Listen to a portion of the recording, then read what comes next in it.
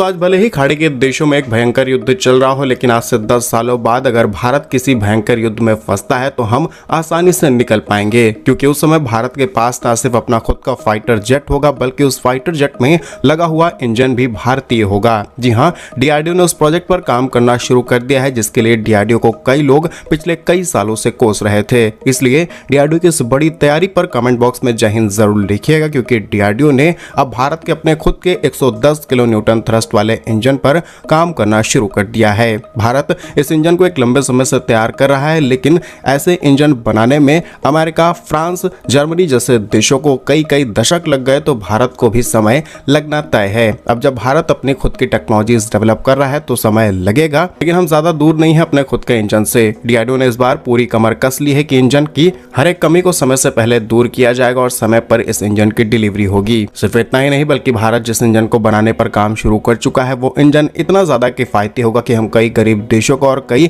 अमीर देशों को भी ये इंजन और इनसे बने हुए फाइटर जेट्स एक्सपोर्ट करते हुए अपनी डिफेंस पावर को और ज्यादा मजबूत करेंगे। साथ ही आज के इस वीडियो में हम आपको तुलना भी करके दिखाएंगे कि कैसे भारतीय डीआरडीओ का ये इंजन अमेरिका, फ्रांस के इंजन से न सिर्फ बेहतर होगा बल्कि कीमतों में कई गुना ज्यादा कम होगा। आइए जानते हैं इस रिपोर्ट की सारी डिटेल्स। यदि आपको हमारा ये काम पसंद आए तो वीडियो को लाइक और चैनल को सब्सक्राइब जरूर कीजिएगा, क्योंकि आपका ये छोटा सा काम आप तक ये जरूरी और सही खबरें लाने में हमारी बड़ी मदद करता है। तो यह केवल इंजन नहीं, यह पश्चिमी देश जैसे कि अमेरिका की जनरल इलेक्ट्रिक और फ्रांस की साफरान की उस ब्लैकमेलिंग का अंत है, जो कि भारत को इंजन तकनीक देने के नाम पे दशकों से लूट रहे हैं। आखिर कावेरी इंजन की असफलता से भारत ने क्या सीखा और कैसे नया 110 किलो न्यूटन का engine 5th generation fighter jet AMCA की किस्मत पूरी तरीके से बदलेगा। आइए भारत के इस इंजन मास्टर स्ट्रोक की पूरी रिपोर्ट आपको बताते हैं। सबसे पहले इस इंजन की ताकत को आंकड़ों से समझिए। सबसे पहला है थ्रस्ट। जी हाँ, अभी हमारे तेजस में लगे हुए अमेरिकी F404 इंजन के अंदर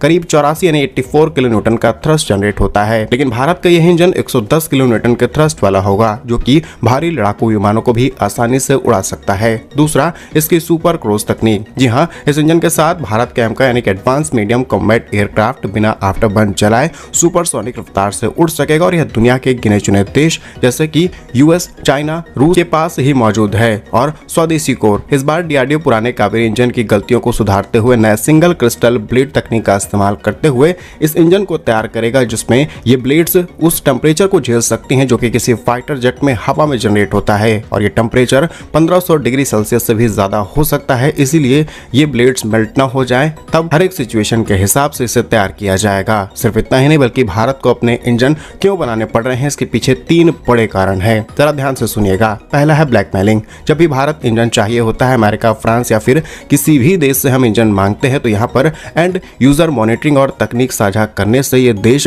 भारत को किसी भी कीमत पर देने पर नहीं राजी होते हैं। दूसरा, लागत। एक जेट इंजन की कीमत लड़ाकू विमान की तुलना में 30% ज्यादा होती है और खुद का इंजन होने से अरबों डॉलर बचेंगे। Third is sovereignty. युद्ध के समय अगर अमेरिका सप्लाई काट दे तो हमारे विमान जमीन पर खड़े रह जाएंगे, और स्वदेशी इंजन का मतलब है कि अजय भारत और किसी भी युद्धक स्थिति में अपने दम पर लड़ाई करना। जानकारी के लिए आपको यह भी बता दें कि भारत का प्लान अब बिल्कुल साफ है। शुरुआत कावेरी इंजन में हुई ड्राई वर्जन, जिसमें हमने थ्रस्ट अचीव किया था 46 से 50 किलो न्यूटन का, उसे हम ऑलरेडी घातक यूएसएवी ड्रोन के अंदर इस्तेमाल कर रहे हैं। लेकिन अगला कदम 110 किलो न्यूटन के लिए भारत फ्रांस के साथ पार्टनरशिप कर रहा है। फ्रांस की कंपनी साफरन के साथ को डेवलपमेंट प्रोजेक्ट की बातचीत चल रही है, लेकिन शर्त यह है कि इसके आईपी राइट्स यानी कि इंटेलेक्चुअल प्रॉपर्टी राइट्स भारत के पास रहेंगे। फ्रांस इस बात पर सहमति जता चुका है। दैट मीन्स कि अब भारत के इंजन को किस तरीके से इस्तेमाल करना है, किस जगह पर इस्तेमाल करना है, कहां इसे एक्सपोर्ट करना है, इस पर फ्रांस की कोई रोक टोक नहीं होगी। और जैसा कि पिछले वीडियो में हमने देखा है, गोदरेज जैसी कंपनियां अब इंजन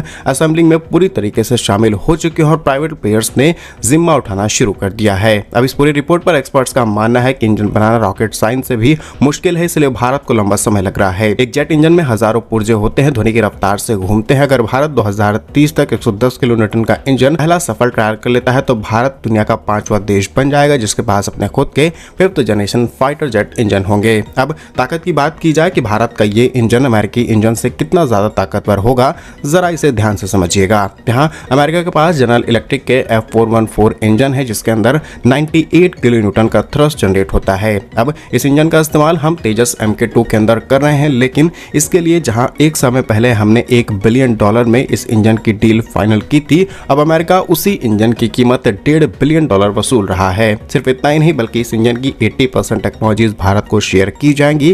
दैट मीन्स कि हम इस इंजन को तो फाइटर जेट में आसानी से इंटीग्रेट कर सकते हैं, उसकी repairing, overall maintenance facilities operate कर सकते हैं, लेकिन आईपी राइट्स भारत को नहीं मिलेंगे। दैट मीन्स कि अगर भारत को कल को अमेरिका रोकना चाहे तो आसानी से इस इंजन पे कंट्रोल मारते हुए भारत के तेजस MQ-2 को जमीन पर खड़ा कर सकता है। अब आप खुद ही अंदाजा लगा लीजिए कि निर्भरता किस तरीके से एक गुलामी को जन्म देती है। तो वहीं अमेरिका का ये पावरफुल इंजन हम अपने एमका प्रोग्राम में भी लगाने की बात कर रहे हैं, क्योंकि इनिशियली टेस्टिंग इसी इंजन के दम पर की जाएगी। यह इंजन वर्तमान में 98 किलो न्यूटन का मैक्सिमम थ्रस्ट पैदा करता है। यह बेहतरीन है, लेकिन 5th जनरेशन के भारी लड़ाकू विमानों को उड़ाने के लिए यह थ्रस्ट कम पड़ जाता है। सिर्फ इतना ही नहीं, शायद अभी भी हमें निर्भरता को पूरी तरीके से खत्म करने में समय लग सकता है और हमें धीरे धीरे सप्लाई चेन काटनी पड़ेगी। ऐसा हम इसलिए बोल रहे हैं क्योंकि अगर हम अमेरिका के इसी इंजन का इस्तेमाल करते हुए एमका को तैयार करते हैं और फिर भविष्य में हम अपने इंजन इसमें फिट करते हैं तो अमेरिका ये ताने मार सकता है, ये रिपोर्ट्स और अफवाह फैला सकता है कि भारत ने इस फाइटर जेट को बनाने में हमारा सहारा लिया और भारत का इस पे कोई अधिकार नहीं है। हालांकि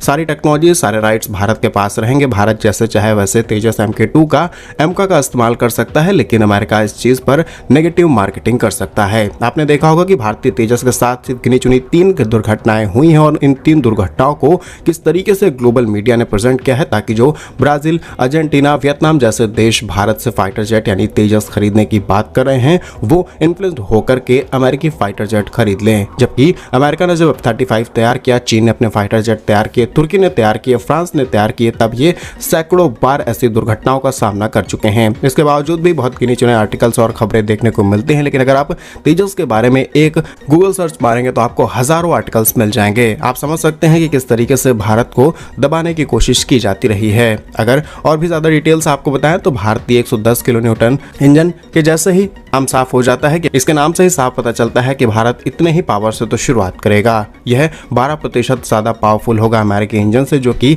एमका को सुपर क्रूज और बिना ईंधन जलाए सुपरसोनिक स्पीड ले जाने में सक्षम होगा। कीमत की गणित की बात की जाए तो इसे भी ध्यान से सुनिएगा, क्योंकि एक जनरल इलेक्ट्रिक का 414 इंजन की कीमत लगभग $10 मिलियन से $12 मिलियन यानी कि 85 करोड़ से 100 करोड़ रुपए तक आती है। लेकिन यह शुरुआत है। इसे 30 साल के रखरखाव और मेंटेनेंस के खर्च की बात की जाए तो लगभग 3 गुना ज्यादा कीमत देनी पड़ सकती है, यानी कि लगभग 300 करोड़ रुपए एक इंजन पर हमें खर्च करने पड़ेंगे। लेकिन जब बात आती है स्वदेशी प्रोडक्शन की तो कम लेबर कॉस्ट के कारण एक बार बड़े पैमाने पर प्रोडक्शन शुरू करने पर यह कीमत $7 मिलियन से $8 मिलियन यानी कि एक इंजन हम 60 से 70 करोड़ रुपए में तैयार कर सकते हैं। सिर्फ इतना ही नहीं बल्कि भारत अगले 20 सालों में कम से कम 500 इंजन की जरूरत पड़ने वाली है। स्वदेशी इंजन से भारत सीधे तौर पर $2 बिलियन यानी कि 16,000 करोड़ रुपए से भी ज्यादा बचाने वाला है। और लाइफलाइन मेंटेनेंस की भी बात की जाए तो जनरल इलेक्ट्रिक के 414 इंजन, इसकी टोटल इलेक्ट्रॉनिक लाइफ 6000 घंटे है, यानी कि इतने घंटों के बाद ये इंजन बदलना पड़ता है। जबकि DRDO जिस 110 किलो न्यूटन इंजन को तैयार कर रहा है, इसका लक्ष्य है कि इसे हम 4000 से 5000 घंटे की लाइफ के साथ शुरू करें, जिससे बाद में अपग्रेड इजीली किया जा सके, हमें इंजन पूरी तरीके से रिप्लेस ना करना पड़े। तो क्या कुछ सोचते हैं आप इस पूरी रिपोर्ट पर? अपनी राय कमेंट्स में जरूर लिखिएगा। भारत के ऐसे ही वीडियोस पाने के लिए वीडियो को लाइक, चैनल को सब्सक्राइब जरूर कीजिए। वंदे मातरम, भारत माता की जय।